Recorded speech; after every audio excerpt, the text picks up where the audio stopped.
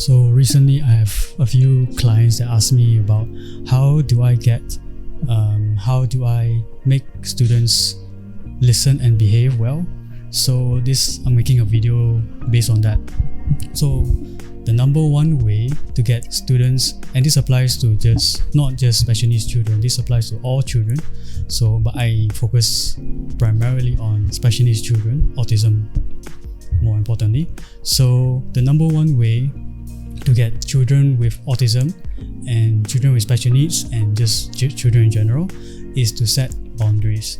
If you set boundaries early, like let's say what you want from them, what you expect from them, and what you don't want from them, you'll be able to see results faster that way. Because if you tell them what they can and cannot do and you show them, they will eventually follow along. So what I mean is this. So recently I have a student who is in a way set in his own ways.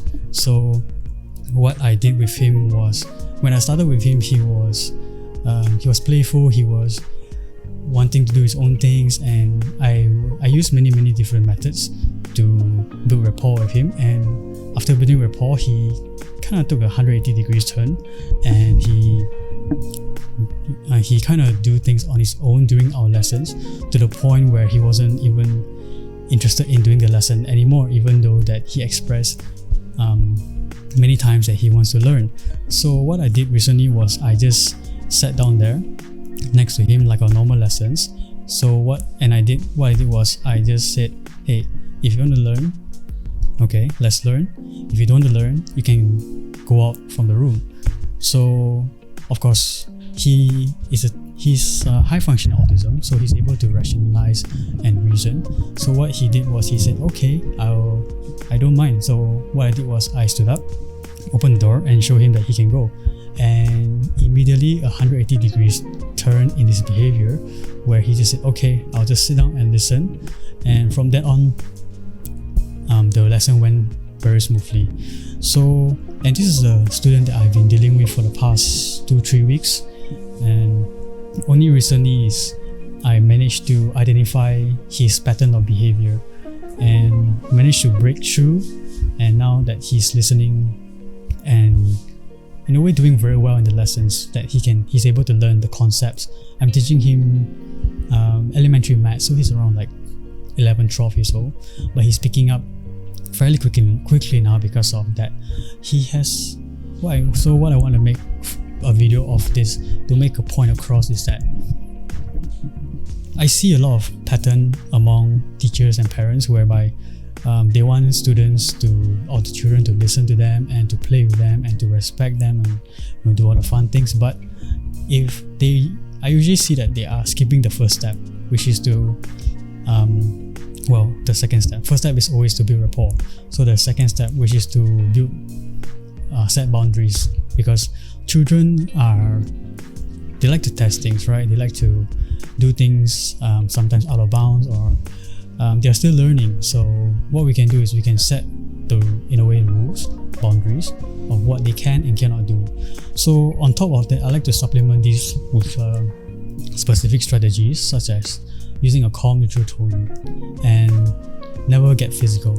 Because if you get emotional in front of them, and from experience, like these kids, they like to test the new therapist or anyone new. So if you get emotional, it's kind of like indication of like they've won. They've managed to do things to make you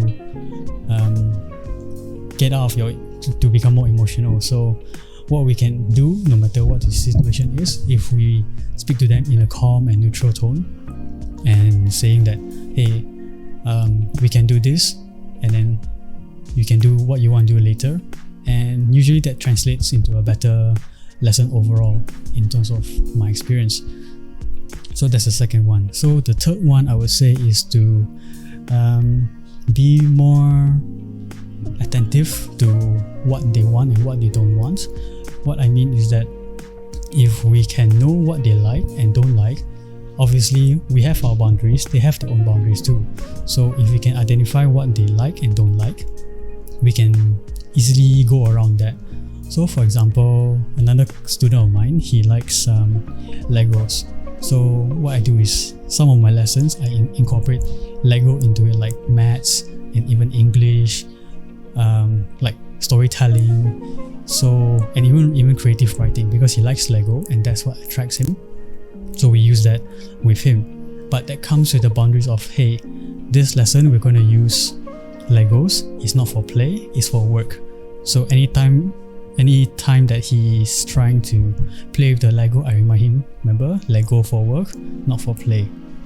And this is another student of mine. He's in a mild spectrum, so words get through him, but not as well as the one that I see with the high functioning one. So, and the last one I would say is to use visual cues. Visual cues has always been the best method with not only children with autism or special needs, but with children across the board.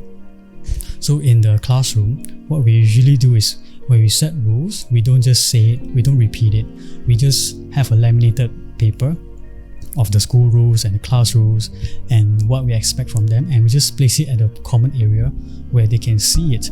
So that in a way reminds them, oh, this is what we need to do every day, and we put it before they enter class, so when they come into class they have to see it. So what we do is we remind them if they are out of bounds, like let's say class time and there's a group of children talking or playing, we remind them, hey, remember the rules, and yep, so they just comply back. So, but it always comes back to the number one thing, which is to set the boundaries first. But if you're not enforcing your boundaries, and you always, sometimes, when you let go of your boundaries and you let them to step over, guess what? What they want eventually will overpower what you want, and it eventually becomes a power struggle. I see it too often in sessions, I see it often with parents. So yep, if you want your children, your students to listen to you, to respect you, you just gotta set your boundaries, and of course be fair with it. You don't have, and find a perfect balance. You don't have to be like a tyrant and just say, oh, you have to listen to me all the time. You have to be someone they need to listen to. Then you need to be someone that, who's a little bit more fun and not always about work and just like worksheets and just do whatever the teacher wants to do every single time.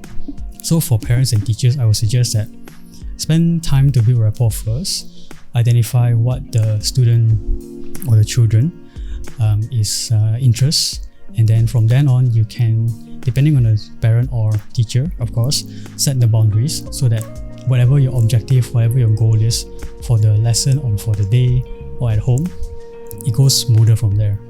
So those are the 4 tips that I presented today, and we'll see you in the next video.